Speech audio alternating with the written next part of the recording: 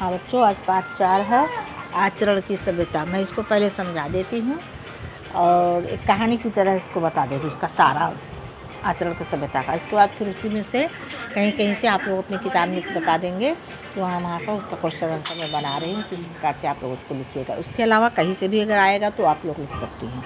जैसे देखिए इसके सारांश में है, जैसे लेखक का मानना है कि मानव के जीवन का परम उद्देश्य आचरण का विकास करना है। आचरण के विकास की जो प्रणाली है उसे धर्म के अंतर्गत स्वीकार करके ही हम मानव जीवन पथ पर सफलतापूर्वक अग्रसर हो सकते हैं।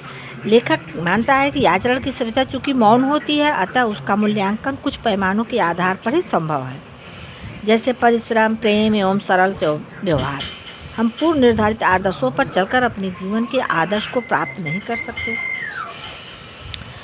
अपने कर्तव्यों का भली भांति पालन करता है, साथ ही उसमें पवित्र आत्मा का वास है। उसके कर्म शुद्ध एवं अच्छे हों, उसके लिए इतना ही काफ़ी है। ठीक है। लेखक आगे भी कहते हैं कि रोमवासियों की स्थिति के विषय में बताया कि जब तक रोमवासी परिश्रमशील अवस्था में विद्यमान थे तब तक ये निरंतर उन्नति की ओर अग्रसर हो रहे थे, किंतु जब वे विलासिता में डूब गए तो उनका पतन होने लगा। इसलिए प्रत्येक व्यक्ति को आलसी और विलासी जीवन पतन की ओर ले जाता है।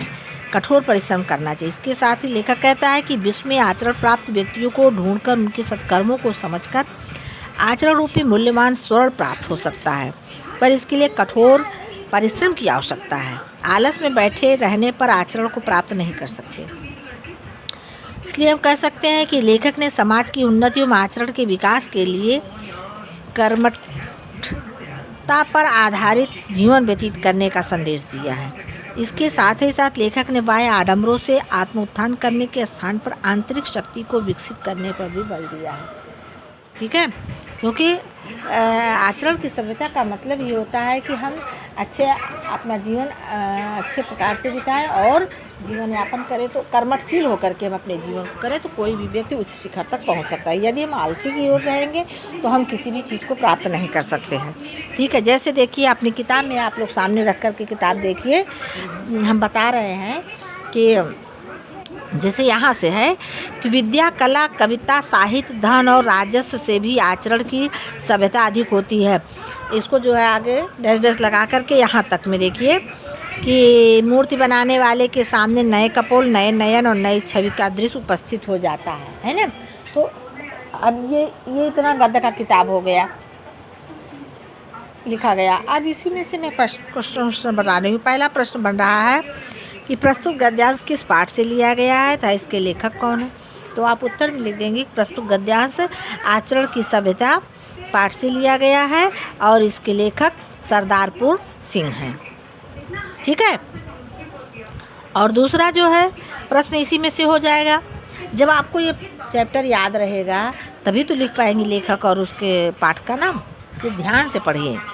दूसरा प्रश्न है कि आचरण की सभ्यता किससे अधिक मूल्यवान है। इसका है कि आचरण की सभ्यता विद्या, कला, कविता, साहित्य, धन आदि से अधिक मूल्यवान है ना, क्योंकि इसी के द्वारा व्यक्ति जो है अपने वर्चस्व को स्थापित कर सकता है। यदि एक गुण उसके अंदर नहीं रहेगा तो कुछ नहीं कर सकता है। तीसरा प्रश्न है निर्धन व्यक्ति राजाओं के हृदय पर किस प्रकार राजस्व स्थापित करता है। इसका उत्तर है कि आचरण सभ्यता को अपनाकर एक निर्धन व्यक्ति राजाओं के हृदय पर अपना राजस्व स्थापित कर सकता है। कह रहे हैं कि निर्धन व्यक्ति राजाओं के हृदय पर किस प्रकार राजस्व स्थापित कर सकता है। कह रहे हैं कि आचरण की सभ्यता पर निर्धन व्यक्ति जो है एक राजत्व स्थापित कर सकता है। या इसको ऐसे भी लिख सकती हैं कि सदा आचरण से प्रभावित होकर व्यक्ति अपने सम्मान का पात्र बन सकता है। और सीधे सीधे ऐसे ही लिख दीजिए कि सभ्य आचरण को अपनाकर एक निर्धन व्यक्ति राजाओं के हृदय पर अपना राजत्व स्थापित कर सकता है। ये सरल है। ठीक है ना। चौथा है कि विद्या का तीसरा नेत्र खुल जाता है। पंक्ति का आशय स्पष्ट कीजिए। तो इसका लिखना है कि विद्या का तीसरा नेत्र खुल जाता है। पंक्ति का आशय यह है कि सभ्यता के आचरण को अपनाकर उसके ज्ञान का तीसरा नेत्र खुल जाता है। ठीक है, उसका तीसरा नेत्र खुल जाता है। किसके माध्यम से? सभ्यता के आचरण को अपनाकर व्यक्ति का तीसरा नेत्र, ज्ञान का तीसरा नेत्र खुल जाता है। पांचवा है कपाले व नयन के पर्यायवाची शब्द लिखिए। कपाले शब्द है, क्या है देखिए।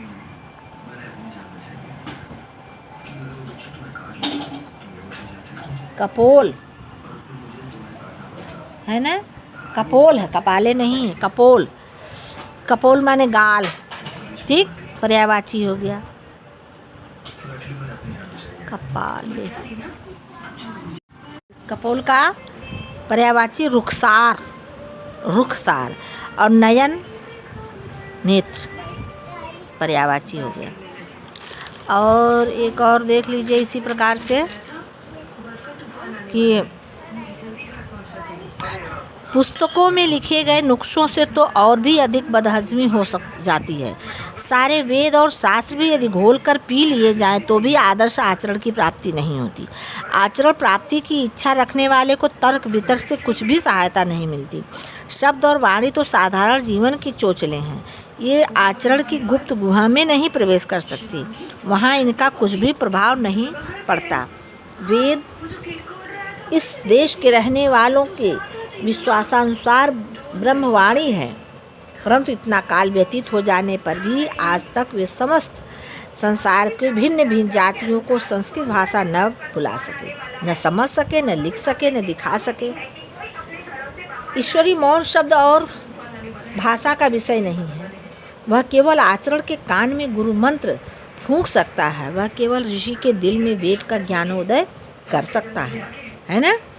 तो इसमें क्वेश्चन आंसर कैसे बनेगा? पहला प्रश्न है प्रस्तुत गद्यांश के माध्यम से लेखक ने क्या सिद्ध किया? इसका उत्तर है प्रस्तुत गद्यांश के माध्यम से लेखक ने यह सिद्ध करने का प्रयास किया कि शब्द और वाणी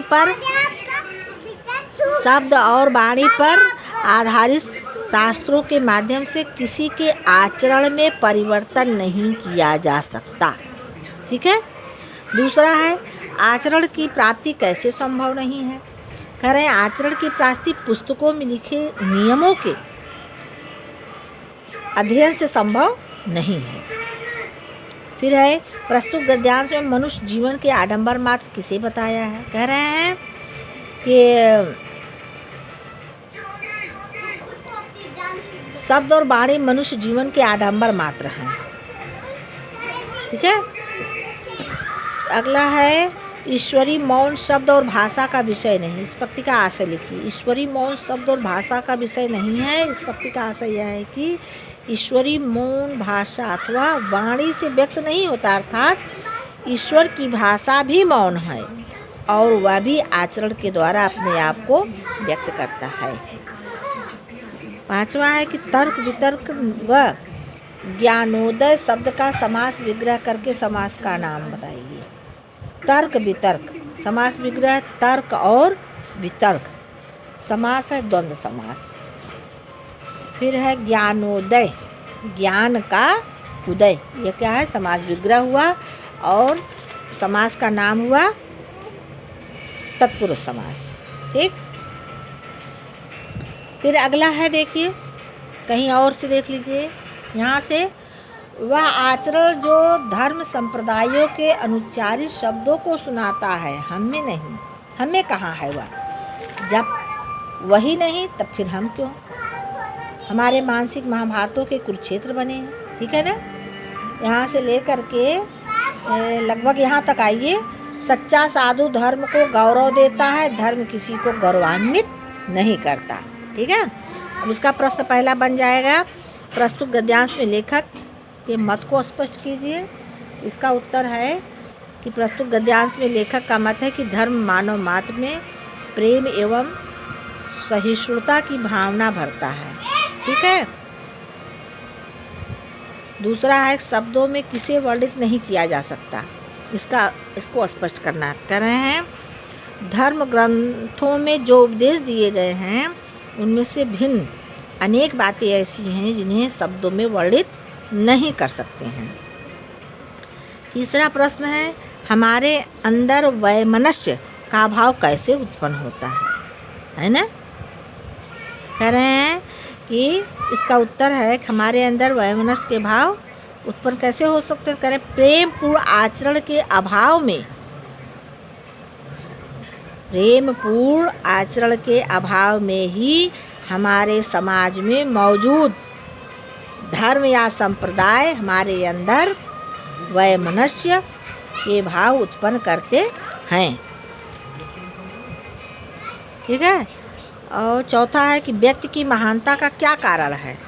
इसका उत्तर है व्यक्ति की महानता का कारण, क्या कारण, धर्म नहीं बल्कि उसका सदाचरण है।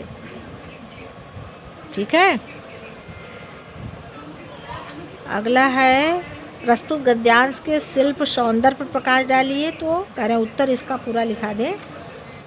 प्रस्तुत गद्यांश के शिल्प सौंदर्य लिखिए। कह रहे हैं भाषा इनकी परिमार्जित, परिष्कृत एवं सारगर्भित है।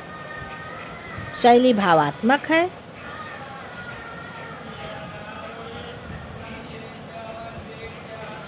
शब्द शक्ति लक्षणा शब्द शक्ति है। ठीक है। और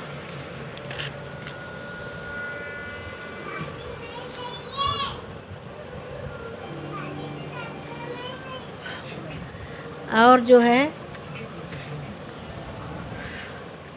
एक और देख लीजिए, थोड़ा सा है, समाप्त करते हैं। कह रहे हैं कि धर्म के आचरण की प्राप्ति यदि आडंबरों से होती तो आजकल भारत निवासी सूर्य के समान शुद्ध आचरण वाले हो जाते।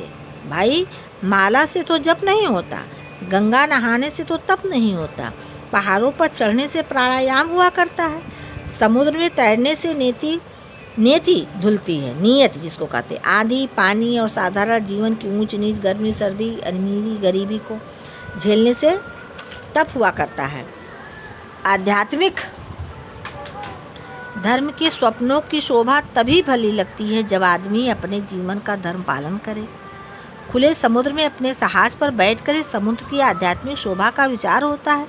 भूखे के तो चंद्र और सूर्य भी केवल आटे की बड़ी बड़ी 2 रोटियों से प्रतीत होती है। कुटिया में ही बैठकर धूप आंधी और बर्फ की दिव्य शोभा का आनंद आ सकता है। ठीक है। बहुत अच्छी बात कही गई है कि हम एक जगह बैठ कर के ही यह कल्पना कर सकते हैं, लेकिन यदि हम उस पर जीवन अपने उतारें और उसमें जो है हम घुस कर के देखें, तब हमें जो है आचरण की सभ्यता का गुणगान हम कर सकते हैं। जब हम उसको वहाँ तक नहीं जा सकते तो हमें उसका कोई भी ज्ञान नहीं सकता। जैसे पहला क्वेश्चन इसी में से बनाया गया, धर्माचरण की प्राप्ति कैसे हो सकती है। स्पष्ट कह रहे हैं कि दिखावे से धर्माचरण की प्राप्ति नहीं हो सकती। यदि ऐसा होता है तो आज भारतवासी सूर्य के समान विशुद्ध आचरण वाले होते। ठीक है। कह रहे हैं धर्म की प्राप्ति कैसे हो सकती है। कह रहे हैं दिखावे से नहीं, शुद्ध मन से जो है धर्म की प्राप्ति हो सकती है। दूसरा प्रश्न है धर्म के जब तक की सुंदरता कब अच्छी लगती है। कह रहे हैं धर्म के जब तक की सुंदरता उस समय अच्छी लगती है जब व्यक्ति अपने जीवन के धर्म का पालन करता है। ठीक है। तीसरा प्रश्न है प्राकृतिक सौंदर्य का आनंद कब ले सकते हैं। कह रहे हैं जब व्यक्ति आध्यात्मिक रूप से प्रसन्न व संतुष्ट होगा तभी वह प्राकृतिक सौंदर्य का भी आनंद ले सकता है, अन्यथा नहीं। चौथा प्रश्न है खुले समुद्र में अपने जहाज पर बैठकर ही समुद्र की आध्यात्मिक शोभा का विचार होता है। इस पंक्ति का स्पष्ट वर्णन करना है। बहुत अच्छी बात बताई गई है। कह रहे हैं खुले समुद्र में अपने जहाज पर बैठकर समुद्र की आध्यात्मिक शोभा का विचार होता है। इस पंक्ति का आशय यह है कि खुले समुद्र में किसी जहाज पर बैठकर ही उसकी यात्रा के आनंद का अनुभव किया जा सकता है, किसी एकांत स्थान पर बैठकर उसके बारे में चिंतन मनन करने से नहीं। ठीक है। अंतिम प्रश्न है, इसमें समझ में आया ना कि करें खुले समुद्र में अपने जहाज पर बैठकर समुद्र का आध्यात्मिक शोभा का विचार होता है। कब होता है। जब हम एकांत में मनन चिंतन करेंगे तो हमें खुले समुद्र में अपने जहाज पर बैठकर ही समुद्र की आध्यात्मिक शोभा का विचार होता है, अलग बैठकर चिंतन मनन करने से नहीं। ठीक है। अब जो है ऊंच नीच और गर्मी सर्दी के शब्दों का समास विग्रह करके समास का नाम बताइए। करें ऊंच नीच, तो समास विग्रह करना ऊंच और नीच, द्वंद्व समास हो गया। फिर करें गर्मी सर्दी, गर्मी और सर्दी, द्वंद्व समास हो। बस बच्चों, आज ये पूरा हो गया और आप लोग इसे लिख करके कॉपी में भेजिए। जो न समझ में आए वह मुझसे पूछिएगा, ठीक है बच्चों। बस पूरा हो गया बच्चों, धन्यवाद। अब इसकी जो है जीवन परिचय मैं दूसरे दिन दिखाऊंगी, ठीक है। इतना आप लोग लिख करके पहले मुझे भेजिए। आचरण की सभ्यता का ये हमने प्रश्न उत्तर लिखाया है।